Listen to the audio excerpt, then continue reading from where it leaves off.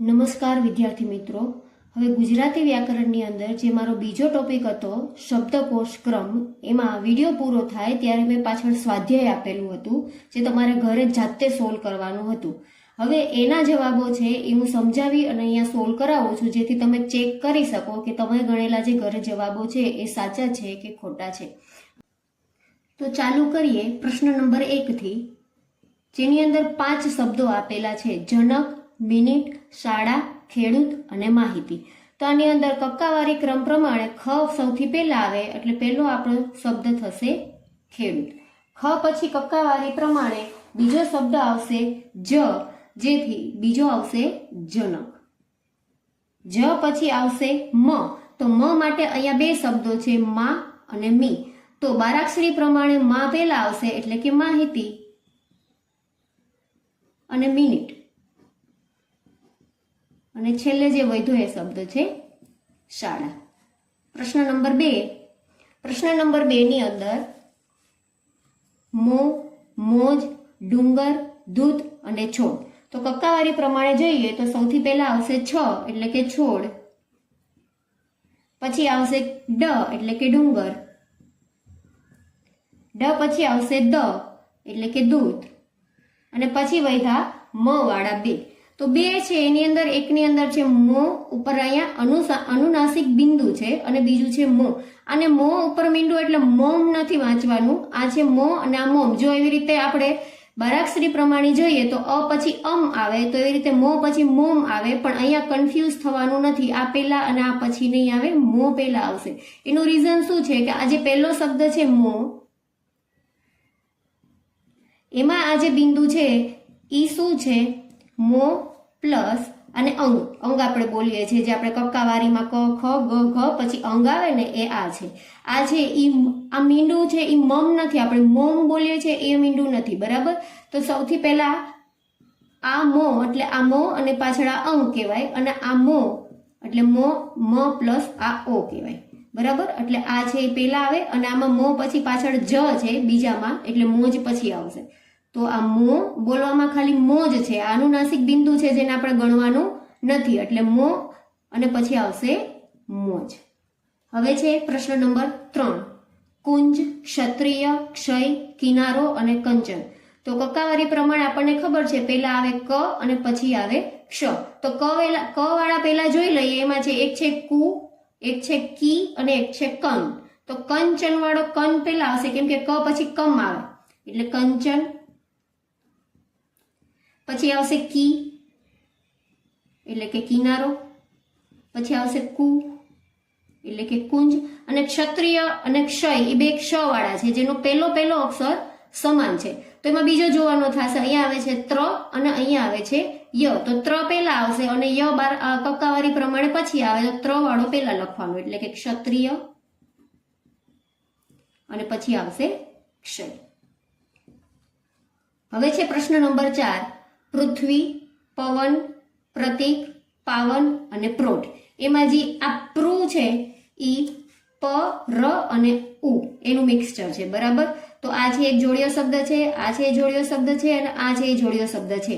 અહીંયા પ્ર છે એટલે પ, ર, અહીંયા પ્રોઢ છે એટલે પ, ર અને ઓ, બરાબર. તો પેલા જોડિયા અક્ષરો આપણે ખબર છે ક્રમમાં ગોઠવીએ ત્યારે પાછળ આવે. તો પેલા સાદા જોઈએ તો સાદામાં છે પવન અને પાવન, તેમાં પ પહેલા આવશે, પા પછી આવશે, એટલે પેલો આપણો થયો પવન, પછી પાવન, અને ત્રણેય આઈ પ્ર છે અને આઈ પ્ર છે. તો ત્રણેયનો વિચાર કરીએ તો પૃથ્વી એનો પ્રૂ છે ઈ પ, ર અને ઉ છે. આ જે પ્રતીકનો પ્ર છે એ ખાલી પ અને ર છે, અને પ્રોઢનો જે પ્રો છે ઈ પ, ર અને ઓ છે. તો આમાં આ વિચારે આ સમાન છે, આ સમાન છે, તો આમાં સૌથી પહેલા કાંઈ નથી એ પહેલા આવશે પ્રતીક, પછી બારાક્ષરીના ક્રમ પ્રમાણે ઉ આવે અને પછી ઓ આવે. તો પવન, પાવન, પછી આવશે પ્રતીક, પછી આવશે પૃથ્વી, અને પછી આવશે પ્રોઢ. હવે છે પ્રશ્ન નંબર 5. પ્રશ્ન નંબર 5 શું છે? શિક્ષક, શક્તિ, શબ્દ, શ્રીમાન અને શાળા બધા શ વાળા છે.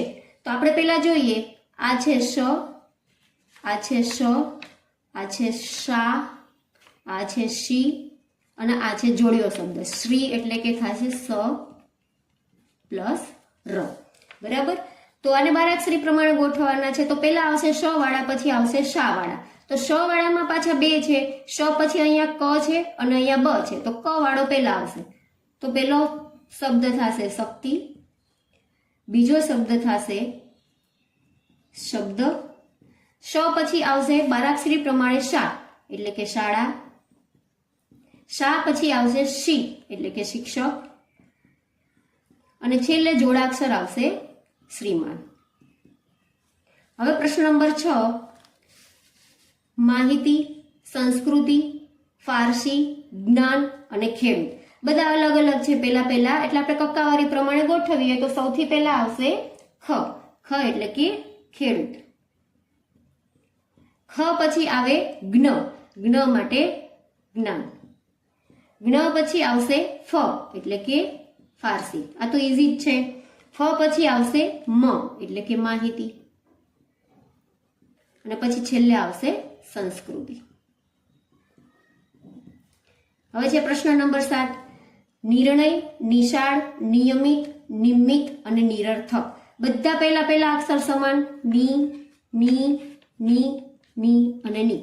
તો પછી આપણે બીજા જોવા પડશે. બીજામાં પહેલા આવશે હણ, પછી છે શ, પછી ય, મ અને ર. તો એને લાઈનમાં ગોઠવીએ કક્કાવારી ક્રમ પ્રમાણે. તો સૌથી પહેલા કોણ આવે? હણ. તો નિર્ણય. હણ પછી કોણ આવે? મ. તો મ વાળો છે નિમિત્ત. મ પછી કોણ આવે? ય. તો ય વાળો છે નિયમિત. ય પછી કોણ આવે? ર અને પછી આવે શ. તો ર વાળો પહેલા, નિરર્થક અને છેલ્લે નિશાળ. હવે છે પ્રશ્ન નંબર 8. 8 ની અંદર છે ઈમેલ, અખબાર, મોબાઈલ, દૂત અને જવાબ. ક્રમમાં ગોઠવીએ ત્યારે સૌથી પહેલા આપણે ચાલુ સ્વર અક્ષરોથી કરીએ છીએ. તો સ્વરમાં છે ઈ અને અ. તો અ પહેલા આવશે, ઈ પછી આવશે એટલે પહેલું આવશે અખબાર, બીજું આવશે ઈમેલ. હવે સ્વર પૂરા થઈ ગયા. વ્યંજનની વાત કરીએ તો મ, દ અને જ. તો એમાં જ સૌથી પહેલા આવશે એટલે કે જવાબ. જ પછી આવશે દ એટલે કે દૂત અને છેલ્લે આવશે મ એટલે કે મોબાઈલ. હવે પ્રશ્ન નંબર 9. 9 ની અંદર છે ઉપયોગ, ઉપદેશ, ઉપર, ઉપહાર અને ઉપયોગી. બધાની અંદર પહેલા બે જે છે એ સમાન છે, ઉ, પ. તો જ્યારે પહેલા બે અક્ષરો સમાન હોય તો આપણે ત્રીજાથી ચાલુ કરવાનું હોય. તો ત્રીજામાં જોઈએ તો અહીંયા છે ય, અહીંયા છે દ, અહીંયા છે ર, અહીંયા છે હ અને અહીંયા છે ય. તો એને ક્રમમાં આપણે ગોઠવીએ તો સૌથી પહેલા આવે દ. તો દ વાળું છે ઉપદેશ. દ પછી આવે ય. તો ય વાળામાં પાછા બે છે. એક આ ય વાળું છે અને આ ય વાળું છે. તો અહીંયા છે ય પછી ગ અને અહીંયા ય પછી છે ગી. તો ગ પહેલા આવે બારાક્ષરી પ્રમાણે અને ગી પછી આવે. તો બીજો આપણો શબ્દ થશે ઉપયોગ. ત્રીજો શબ્દ થશે ઉપયોગી. પહેલા પ વાળું આવ્યું, પછી ય વાળા બે આવ્યા. તો એમાં પાછળ ગ નું જોયું, પ પછી દ પછી ય અને ય પછી આવશે ર. ર વાળું છે ઉપર અને પછી છેલ્લે વધ્યું ઉપહાર, હ વાળું. બરાબર. હવે છે પ્રશ્ન નંબર 10. પ્રશ્ન નંબર 10 થોડો સમજવો પડે એવો છે. બે વસ્તુ એવી છે જે કન્ફ્યુઝન ક્રિએટ કરે એવી છે, પણ પહેલા જે આવડી જાય છે એવું પતાવી લઈએ. સૌથી પહેલા તો સ્વર છે રૂ. એટલે પહેલા સ્વર એક જ છે એને લખી નાખીએ ઋતુ. સ્વર પતે પછી કક્કાવારી પ્રમાણે જોવા જઈએ તો આ છે શ, આ છે સસલા વાળો સ, આ છે ત્ર, જે ત પછી આવે છે અને આ છે પ. તો સૌથી પહેલા આવશે કક્કાવારી પ્રમાણે ત્ર, પછી આવશે પ. હવે કન્ફ્યુઝન જે છે એ આ છે શ્વાન અને સ્વાર્થી, બે સ વાળા છે. તો જે આ જે શ છે એને આ મીંડા વાળો સ ગણવાનો છે. બરાબર. અને આ જે સ છે આ સ પ્લસ વ છે અને આ જે છે એ સસલા વાળો સ પ્લસ વ છે. તો આ પહેલા આવશે, આ પછી આવશે, એટલે કે પહેલા આવશે શ્વાન અને પછી આવશે સ્વાર્થી. પછી પ્રશ્ન નંબર 11 એમાં આવે છે મૃદંગ, મહારાજ, મ્યાન, મૌલિક અને મિલન બધા મ વાળા છે. તો બધા મ વાળા છે તો આપણે બારાક્ષરી પ્રમાણે જોવું પડશે. તો બારાક્ષરી પ્રમાણે સૌથી પહેલા આવે મ એટલે કે મહારાજ, પછી આવશે મી એટલે કે મિલન, મી પછી આવશે મૌ એટલે કે મૌલિક. બારાક્ષરી પ્રમાણે પતી ગયા. હવે આવશે જોડિયા શબ્દ. તો જોડિયા શબ્દમાં અહીંયા છે મૃ, મૃ એટલે કે મ અને ર, અને મ્યાન એટલે કે મ અને ય. તો મ અને ય પહેલા આવશે એટલે કે મ્યાન, અને પછી મ ર વાળું પછી આવશે.